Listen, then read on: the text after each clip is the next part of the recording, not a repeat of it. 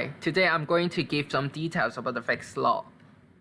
Fick's law were derived by Fick in 1855, and they can be used to solve for the diffusion coefficient or the models related to diffusion. About diffusion. Diffusion is the net movement of the molecules or atoms from a region of high chemical potential to a region of low chemical potential. It can also be described as the movement of the substance down a concentration gradient. By diffusion, the dissolved molecules in the liquid will move randomly throughout the liquid, and the rate at which this dissolved gas diffuses across the membrane can be described by Fick's law. By definition, Fick's law of diffusion states that the rate of mass diffusion of the substance is proportional to the cross-sectional area and the concentration gradient of the substance across the membrane.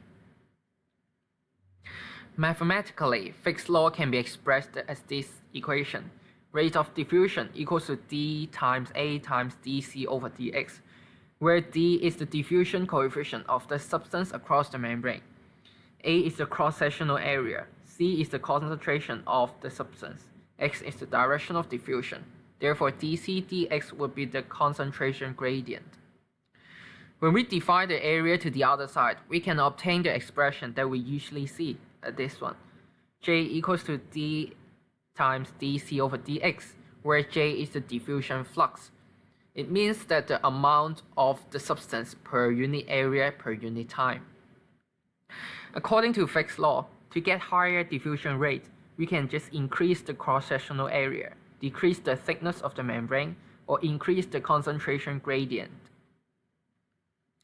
From the first law, we can derive Fick's second law. This law can predict how diffusion causes the concentration to change with time. And here shows the partial differential equation of Fick's second law. However, the details towards derivation will not be discussed here. For application, here are two examples of the Fick's law in our body. The first one is to describe the process to get access to the interior of the body.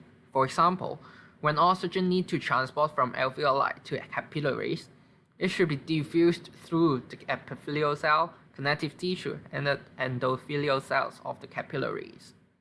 Also, metabolism and excretion also involve diffusion, which can be described by Fick's law.